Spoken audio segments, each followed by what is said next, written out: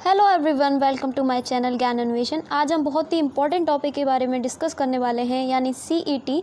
जैसा कि आप सभी को पता है कि यूनियन कैबिनेट ने हाल ही में यानी 19 अगस्त को इस टेस्ट को कंडक्ट कराने का अप्रूवल दिया है, और जो टेस्टिंग एजेंसी होगी इस टेस्ट को कंडक्ट कराने की वो होगी एनआरए यानी नेशनल रिक्रूटमेंट एजेंसी।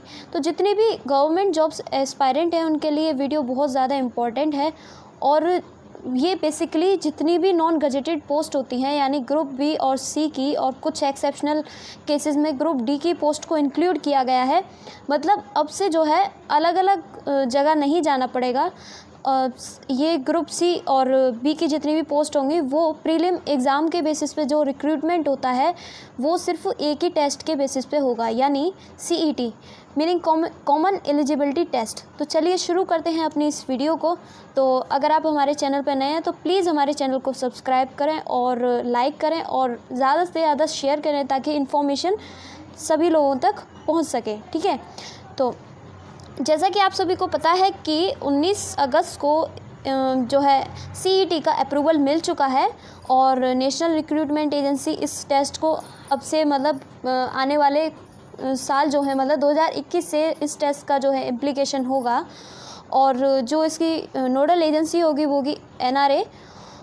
अब इसके कुछ इम्पॉर्टेंट टर्म्स हैं, जैसे कि जो है इसमें इस टेस्ट में जो है मतलब पूरी गवर्नमेंट पोस्ट को इंक्लूड नहीं किया गया है। इसमें सिर्फ जो है आईबीपीएस की कुछ पोस्ट और एसएससी और आरआरबी मतलब इनमें जितनी भी नॉन गजेटेड पोस्ट हैं उनको इंक्लूड किया गया है। मतलब the CET will be a single prelim exam that will be held for all IBPS, SSC and RRB post. ठीक है, और जो एनआरए होगा यानी नेशनल रिक्रूटमेंट एजेंसी वो होगी ऑटोनोमस बॉडी किसकी, सीईटी एग्ज़ाम की। मतलब ये कि अब से जो है आईबीपीएस, एसएससी और आरआरबी की जितनी भी पोस्ट होती हैं उनके लिए अलग अलग एग्ज़ाम्स के लिए अलग अलग अप्लाई नहीं करना पड़ेगा प्रीलिम एग्ज़ाम में। अब से सिर्फ जो है सिर्फ एक ही टेस्ट होगा सीईटी, जिसे क्वालिफाई करने के बाद में कोई भी स्टूडेंट, कोई भी aspirant IBPS, SSC, RRB exam में मतलब मेंस एग्ज़ाम में और उसकी किसी भी पोस्ट के लिए अप्लाई कर सकेगा। ठीक है, तो ये बहुत अच्छी बात है। तो कैसे इसके कुछ बेनिफिट्स हैं, तो सबसे पहला ये है कैंडिडेट्स नीड टू पे a one time fees for all the CET exam. अब सबसे बड़ी चीज़ ये है कि कैंडिडेट को बार बार फीस पे करने की ज़रूरत नहीं है। मतलब ये नहीं है कि आज एसएससी सीजीएल का फॉर्म निकला है इसका फॉर्म भरे, फिर 10-15 दिन बाद सीएचएसएल का निकला है फिर उसका भरे। तो मतलब ये है कि टाइम बहुत ज़्यादा कंज्यूम होता है, टाइम की वेस्टेज होती है और पैसा भी बहुत ज़्यादा वेस्ट होता है। तो अब सिर्फ एक बार उसको फॉर्म भरना है और उसको क्लियर करने के बाद वो इन सभी पोस्ट के लिए एलिजिबल हो जाएगा मेंस एग्ज़ाम्स के लिए। ठीक है, मेन जो टायर 2 और टायर 3 के जो फर्दर जो पोस्ट होंगी उनके लिए। ठीक है, और ये जो एग्ज़ाम है यानी कॉमन एलिजिबिलिटी टेस्ट ये साल में जो है कम से कम 2 बार होगा, और ये 12 भाषाओं में इसको कराने का प्रावधान दिया गया है। मतलब अभी जो इनिशियल 2021 से इसका इम्प्लीकेशन होने के बाद में जो स्टार्टिंग में इनिशियल में जो कंडक्ट कराएंगे वो इसे 12 भाषाओं में कराएंगे, और फर्दर इसे प्रोबेबिलिटी अगर सब कुछ सही रहा तो इसको जो है और भी भाषाओं में कराने की मतलब इसको कराने का प्रयास किया जाएगा। ठीक है, और जो ये सीईटी है वो 3 साल के लिए वैलिड होगा। अब ये बहुत अच्छा पॉइंट है क्योंकि जितने भी स्टूडेंट्स होते हैं मतलब बिल्कुल बहुत ब्रिलियंट स्टूडेंट्स होते हैं, लेकिन वो क्या होता है कि मान लीजिए आईबीपीएस की कोई पोस्ट आई तो उसने फॉर्म भर दिया, अब प्री क्वालिफाई कर लिया, फिर प्री क्वालिफाई करने के बाद वो मेंस में बैठा 4-5 महीने बाद, मान लीजिए वो मेंस में से निकल गया, फिर वो क्या करेगा, फर्दर वो वहीं वापस लौट के आ जाएगा प्री पे।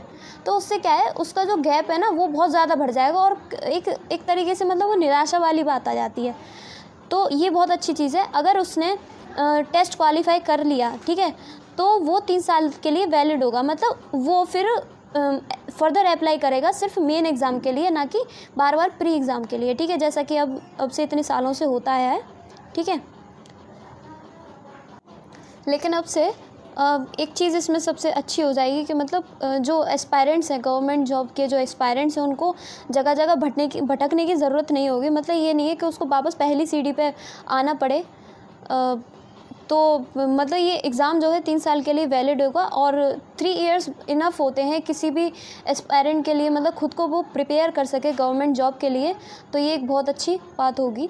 ओके, और ये जो एग्ज़ाम है बेसिकली ये 1 स्टैंडर्ड होगा एग्ज़ाम का, यानी single exam will save money as well as time. तो ये जो प्रीलिम बेसिस का एग्ज़ाम है, मतलब एक तरीके से आप इसे ऐसे समझ सकते हैं कि जो है CET यानी कॉमन एलिजिबिलिटी टेस्ट, वो किसी घर का गेट है और उस घर में 3 रूम्स बने हुए हैं, यानी IBPS, RRB और SSC के। तो ये गेट है सिर्फ एंट्री करने का, आप समझ रहे हैं ना, मतलब ये इन तीनों पोस्ट के लिए एलिजिबल बनाने का एक गेट है। और पहले क्या था, सिर्फ अगर तुम्हें SSC में जाना है तो SSC वाले रूम में ही जाना पड़ेगा, उसमें मतलब उसी एजेंसी पे ही अप्लाई करना पड़ेगा। और अगर बैंक में जाना है तो बैंक के लिए करना पड़ेगा, मतलब बिल्कुल अलग ही था उससे। SSC वाले को बैंक से कोई मतलब नहीं, तो वो चीज़ थोड़ी सी भटकाव वाली बात आ जाती है। तो ये CET एलिजिबल बनाएगा इन तीनों पोस्ट के। और फर्दर जो है इसमें और भी अगर इस CET के थ्रू ये रिक्रूटमेंट प्रोसेस अच्छी रही तो फर्दर अदर पोस्ट को इंक्लूड किया जाएगा।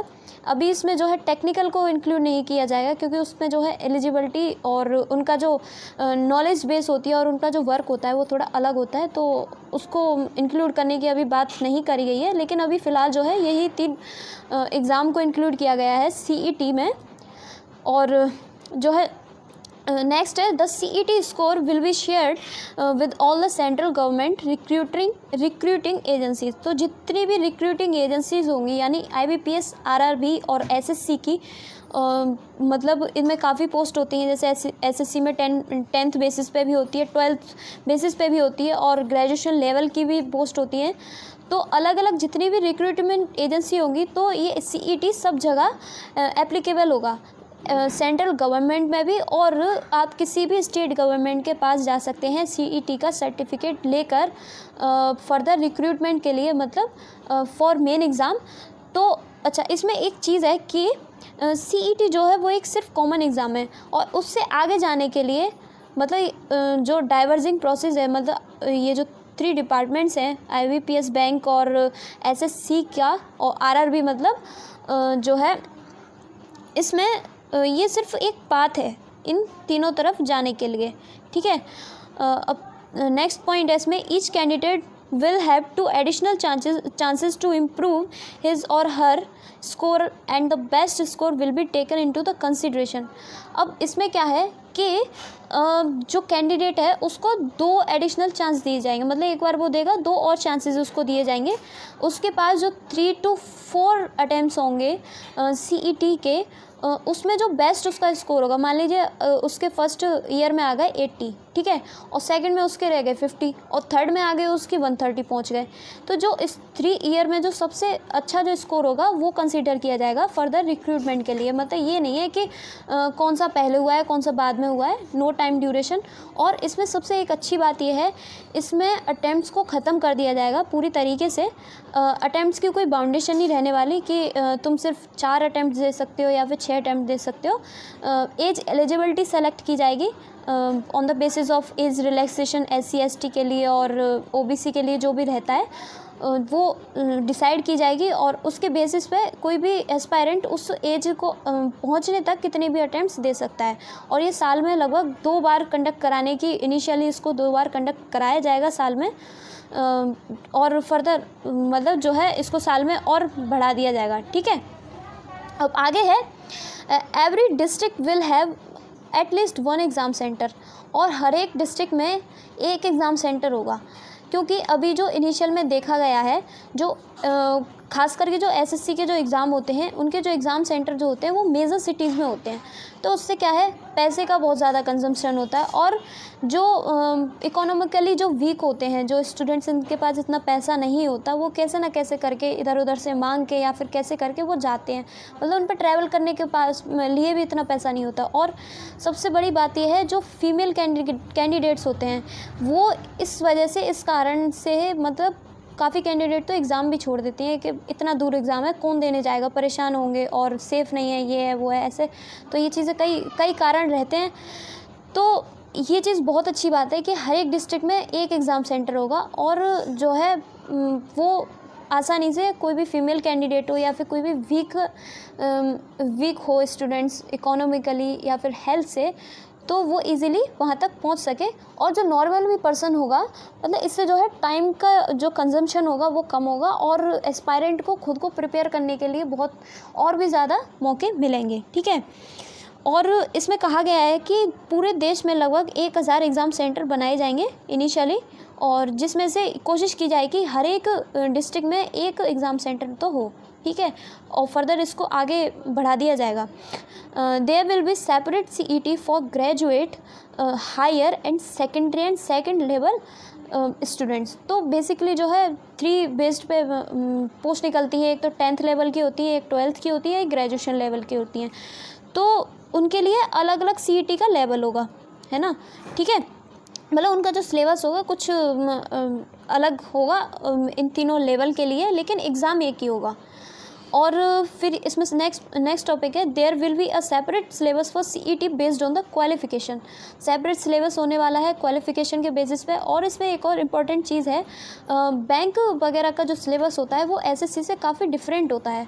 तो इसको इक्विलिब्रियम में लाने के लिए, मतलब ना बैंक वाले को प्रॉब्लम हो और ना ही SSC वाले को प्रॉब्लम हो और ना ही RRB वाले को प्रॉब्लम हो, तो इसको इक्विलिब्रियम में लाने के लिए, इसको स्टेबलाइज करने के लिए एक परफेक्ट सिलेबस को बनाया जाएगा, ताकि हर स्टूडेंट्स इस एग्ज़ाम को जो है अपनी कॉम्पिटेंस के बेसिस पे इजीली परफॉर्म कर सके, इसमें अच्छा मतलब मार्क्स गेन कर सके।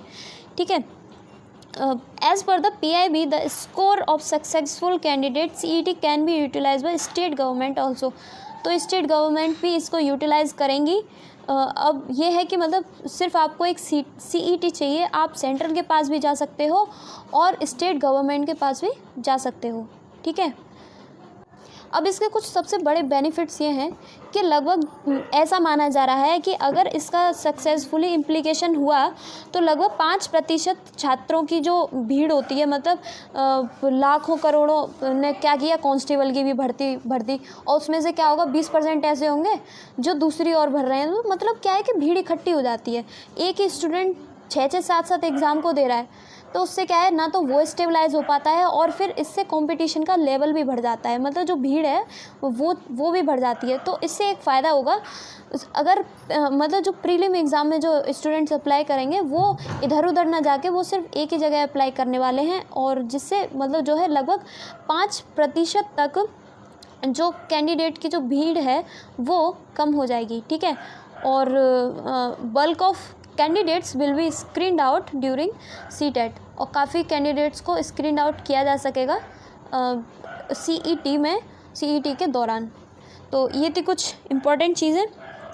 तो सबसे इम्पॉर्टेंट चीज़ इसमें ये है कि मतलब जो है अब से जितनी भी प्रोसेस होंगी, चाहे वो एग्ज़ाम हो या फिर फॉर्म फिलिंग हो या फिर एडमिट कार्ड हो और मार्क्स की डिस्प्ले, तो ये सभी ऑनलाइन कंडक्ट की जाएंगी। तो ये बेसिकली जितने भी अभी डिजिटल वगैरह का चल रहा है, तो उस चीज़ को और इन्हांस करने के लिए और लोग इन चीज़ों को जाने, चीज़ों को सीखें, तो एक ये भी चीज़ मानी जा रही है कि इसी कारण इसको जो है पूरी तरीके से ऑनलाइन कर दिया जाएगा। और ये कुछ इम्पॉर्टेंट चीज़ें थी। अगर आपकी कोई भी क्वेरी है तो आप पूछ सकते हैं, और मेरा टेलीग्राम चैनल भी है ज्ञान अन्वेषण 112 के नाम से। ठीक है, तो आप वहाँ पे भी पूछ सकते हैं, इसका लिंक मैं डिस्क्रिप्शन में प्रोवाइड कर दूँगी। और जो है यही इम्पॉर्टेंट चीज़ थी। Okay, thank you for watching. उम्मीद है आपको ये वीडियो पसंद आया होगा और चीज़ें समझ में आई होंगी। और अगर कोई भी डाउट है, कोई भी क्वेरी है तो आप पूछ सकते हैं। Thank you.